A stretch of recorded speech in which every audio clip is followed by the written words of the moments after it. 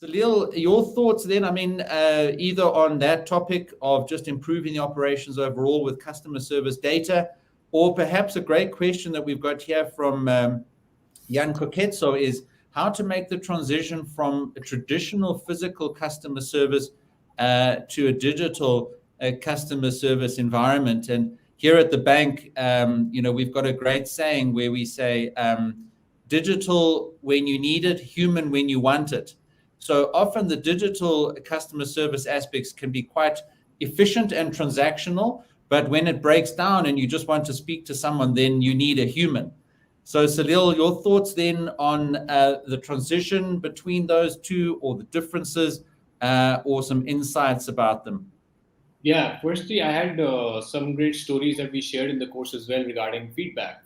So the first is actually, even me and Kritika actually worked at a credit card company. What used to happen is the credit card would take 2 to 3 days for the payment to be adjusted to the card.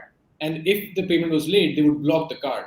So all the complaints you would be getting from angry customers would be people yelling that my card is blocked. I'm stuck in a situation where I have to make the payment. I'm paying, I'm at the store, and the card is not working anymore, and it's all your fault. So that feedback eventually, when it started coming from a lot of executives, this was the biggest reason why customers were angry. Eventually, the company changed its policy that if the payment is made, even though it's not adjusted, we still, the fact that it's made, the fact that there's an acknowledgement, the fact that there's a receipt or something, we increase the duration, or some changes were made internally so that the cards were not blocked anymore, right? So what that did was it reduced the number of complaints. Secondly, we covered an example of a restaurant, and this happened to us as well, where we actually went to a restaurant and we found one dish was very spicy. We made the complaint, the dish was changed. The next time we went, we ordered the same dish. It was again the same spice level, and the same problem happened. And that's when I brought it up with the restaurant that why don't you incorporate the feedback that we gave last time? Sure, you replaced the dish, but you still didn't fix the issue.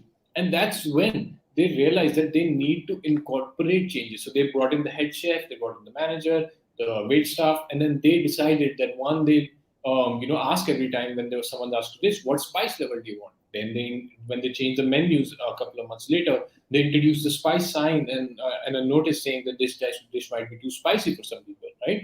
So they incorporated all these changes. So eventually, the complaints that were coming from out that dish that were reduced, that removed the burden on the wait staff, that reduced the losses for the restaurant, that reduced the burden on the kitchen staff to replace the dish. So all of those losses and all those issues were fixed by just incorporating the feedback, and that's why we strongly believe in the feedback loop that we've covered in this course as well, of how to use the loop to constantly improve. And if you read the book Atomic Habits, even if you make 1% improvement a day, over a year you have 300-400% of improvement. And that's what we're trying to do: take one step at a time, one improvement a day, and that feedback loop, that constant improvement in customer service will eventually lead to amazing customer service towards the end of it. And going to the question of what transition can you make from traditional physical customer service to a digital customer service, you have to slowly, when it comes to digital customer service, it is built on patterns. So what happens is that traditional physical customer service is built on human intelligence. But when you move to a digital aspect of customer service, you have to build in the intelligence for it, which is time consuming, and the initial stage of it takes a lot of time. So for example, even in a Udemy course, when you first usually used to ask a question, you would get the question has been directed to the instructor, and then the instructor will get back to you in 24, 48, 72 hours. Or if the instructor is in a vacation in Hawaii, you'll get back in a couple of weeks. Now what happens is, and whenever you post a question on Udemy itself, the algorithm picks up that, oh, this is an audio-visual issue, or this is a quality issue, or this is an issue on streaming or loading of the website, or not getting certificate. And it takes all those issues and takes it and diverts them to the FAQ section. And if you're not problem still not solved, to the Udemy support.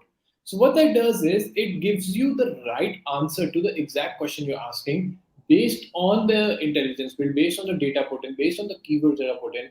And that's the transition that's happening with digital customer service, that you have to build intelligence, you have to build patterns, you have to build keywords, and that really streamlines and improves the experience of a customer as compared to when you have a physical base where you can ask anything and get any response.